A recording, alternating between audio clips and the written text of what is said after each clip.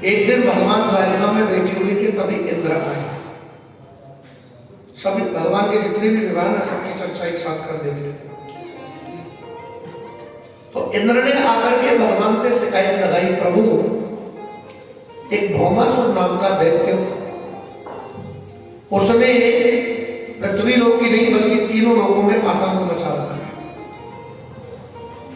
और उसने एक सिद्धांत बना लिया है कि उसे जहां भी सुंदर कन्या मिलेगी वो उसे प्यार से, छल से, बल से ले आएगा और जेल में बंद कर देगा। ऐसा भी नहीं कि शादी कर लेता, बस वो पकड़ता और जेल में बंद कर देगा। और प्रभु आज तो उसने हद पार कर दी, आज तो स्वर्गलोक पे आक्रमण कर दिया, जैसे तैसे ही हमने अपने आप को बचाया, लेकिन फिर भी मैया अदिति के कुंडलों को छीन ले गया और मेरे कवच को ले गया।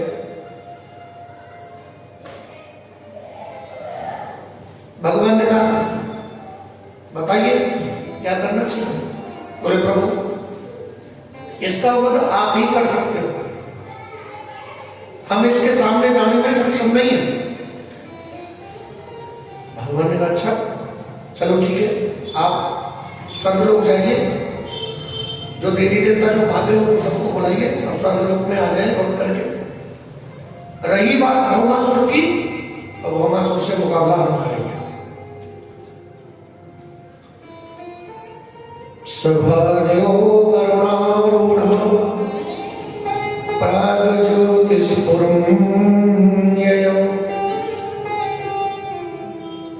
भगवान ने अपनी पत्नी सत्यभामा को साथ में लिया, गरुड़ पर बैठे और ज्योतिषपुर के लिए उन्होंने प्रस्थान किया। इस भौमासुर के नगर का नाम है ज्योतिषपुर।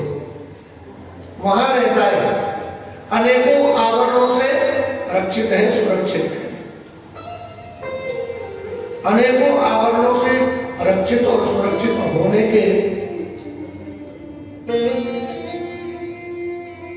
बाद भी ये भयभीत रहता है, क्योंकि अनाचार से कमाई हुई संपत्ति, उस संपत्ति का जाने का भय बना रहता है।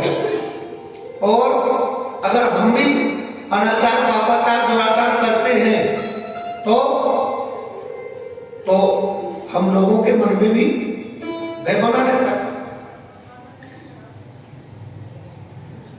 सबके मन में भय बन जाता है अगर कोई गलत काम करे। समाज के वेद के विरुद्ध अगर कोई काम करेगा तो बहुत कम लोग ऐसे हैं जो निर्भय रहेंगे, निर्भयता पूर्वक जिएंगे, नहीं तो अधिकतर लोगों के हृदय में भय उत्पन्न हो जाता है, भय जागृत हो जाता है।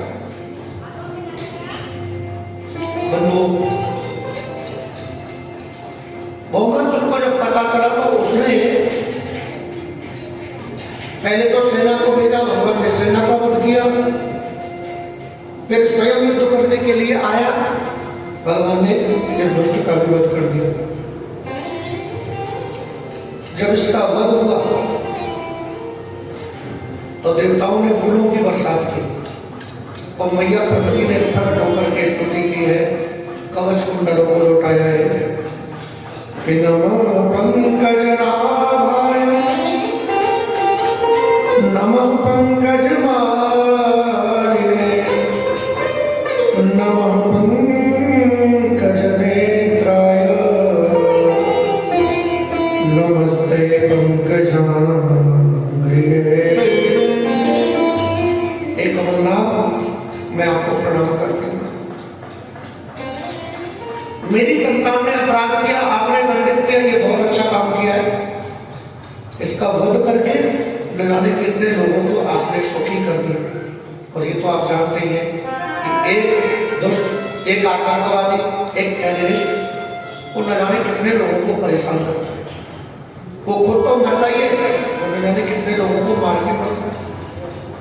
तो प्रभु आपने अच्छा किया। हालांकि कोई भी माँ अपने पुत्र के मारने वाले को धन्यवाद नहीं देगी, लेकिन जो माँ अपने पुत्र के कुकर्मों दुष्कर्मों से तंग आ गई होगी ना, तो वो तो परमात्मा से यही प्रार्थना करेगी, प्रभु इसे उठा ले या मुझे उठा ले, है कि नहीं?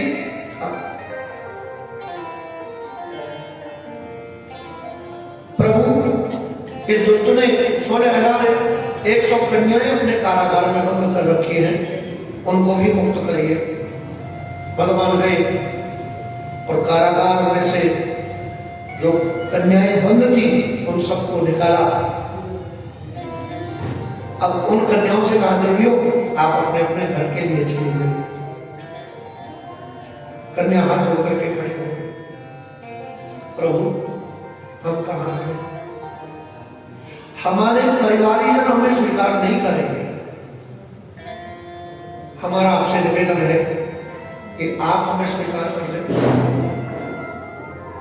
अब भगवान ने कहा कि आप 16,108 हैं और अपने पास इतनी लंबी चौड़ी व्यवस्था, लो जी सबके लिए रहने के लिए घर चाहिए। लेकिन सत्यभामा जो कि पृथ्वी का अवतार है, जैसे पृथ्वी का दिल बड़ा होता है ऐसे ही सत्यभामा का हृदय है।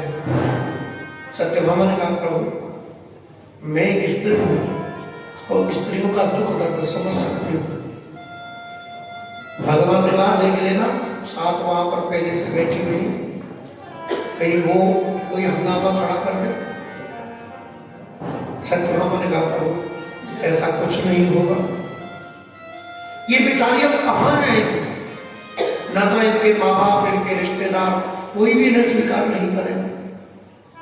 लड़की घर छोड़कर के अगर 1 घंटे के लिए भी कहीं इधर उधर हो जाए तो लोग शक भरी नजरों से देखने लग जाते हैं, और तो और वो माँ बाप बहन भाई भी शक भरी नजरों से देखने लग जाते हैं जिन्होंने जन्म दिया। तो प्रभु क्या ये स्त्रियां समाज में अब सम्मान से जी पाएंगी? मेरा आपसे निवेदन है, इनको इनका खोया हुआ सम्मान वापस मिलना चाहिए। आप इनको द्वारिका भेजिए। भगवान ने उन सबको द्वारिका भेजा और उसके बाद में भगवान गए स्वर्गलोक में, जाकर के इंद्र को कवच कुंडल लौटाए, भ्रमण किया स्वर्गलोक का। वहां कल्प वृक्ष था। सत्यभामा ने कल्प वृक्ष को देखा, बड़ा ही सुंदर वृक्ष है, अनेकों देवांगनाएं उसका पूजन करने के लिए आई हुई है। सत्यभामा सोच रही है कि ये कोई ना कोई स्पेशल वृक्ष है तो सभी देवांगनाएं इसका पूजन करती है। भगवान से निवेदन किया, बोले प्रभु अगर ये खास है, ये स्पेशल है, इसे ले चलो द्वारिका में, हमारे घर के आंगन में लगाना। एक याददाश्ती रह जाएगी कि हम स्वर्ग घूमने के लिए, और देखिए कहीं भी घूमने के लिए जाए तो कम से कम वहां से कुछ तो खरीद के लाना चाहिए, क्यों नहीं? भगवान ने मना किया, समझाया, लेकिन ये मानी नहीं। आखिरकार भगवान को वो कल्पवृक्ष वहां से लाना पड़ा। इंद्र युद्ध करने के लिए आ गया, प्रभु मैं से नहीं ले जाऊंगा क्योंकि ये स्वर्गलोक की वस्तु है। भगवान ने पूछा स्वर्गलोक में कहां से आई, तो बताया कि स्वर्गलोक में तो ये समुद्र से आई है। समुद्र मंथन के समय कल्पवृक्ष प्रकट हुआ था, मेरे हिस्से में आया था। भगवान ने कहा ऐसे कैसे हिस्से में आ गया? तुम देवताओं ने उस समय चालाकी की, सारे रत्नों को तुमने अपने कब्जे में कर लिया। असुरों को तो बस एक घोड़ा मिला, और क्या मिला? बलि के पास में एक घोड़ा था जिसका नाम था चेशवा। नहीं तो 14 रत्न निकले, और 14 रत्नों में से 13 की 13 ऋषियों ने, मुनियों ने, देवताओं ने ले लिया।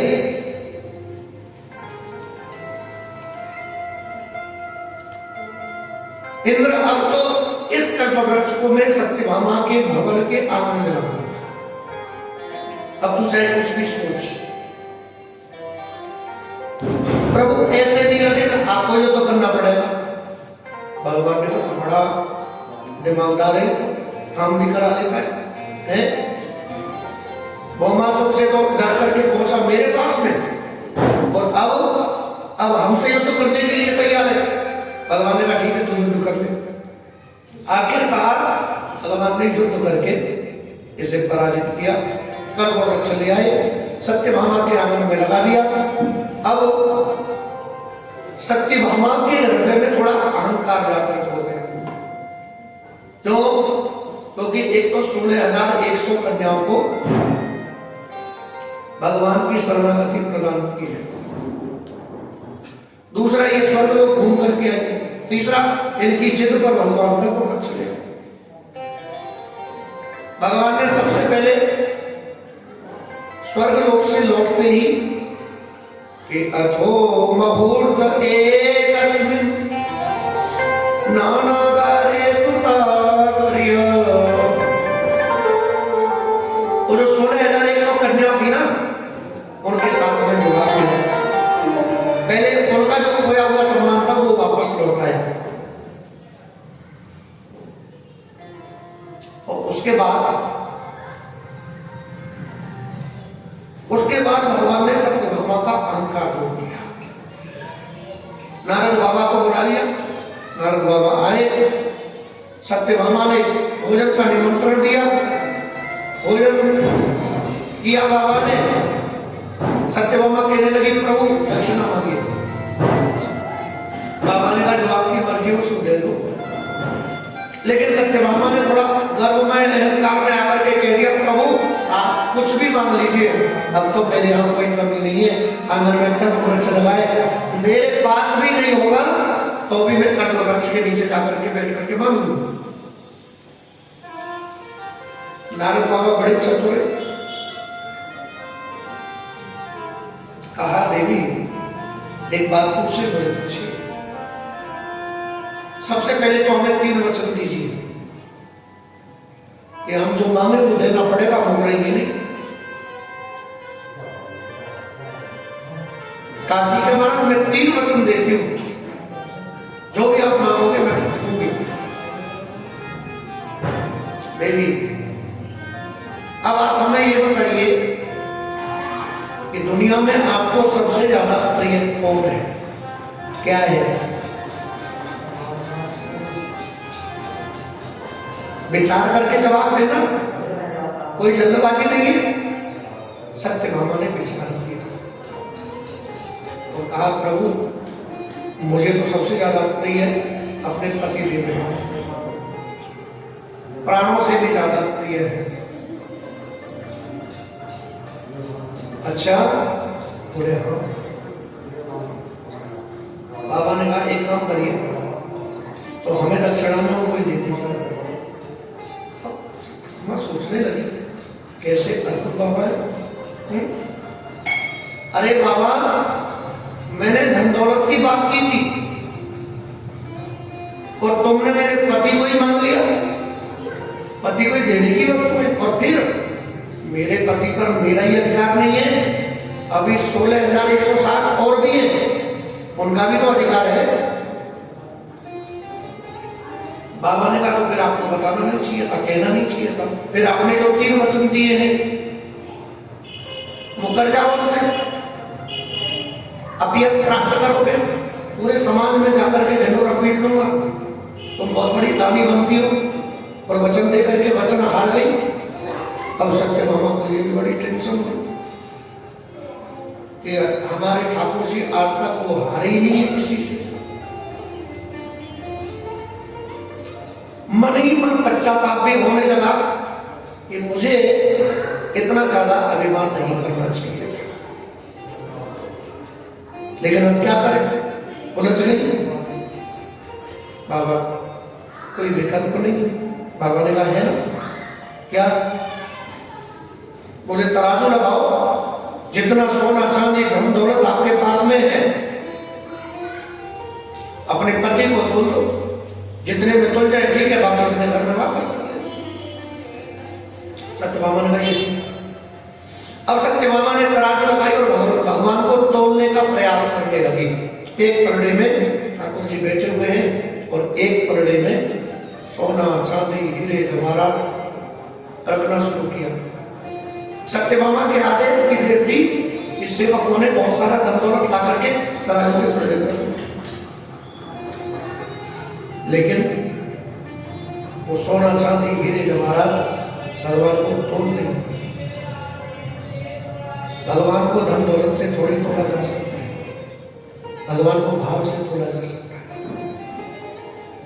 शरीर के आभूषण तक उतार करके तराजू के पलड़े में रख दिए, लेकिन भगवान को फिर भी नहीं तोड़ पाए।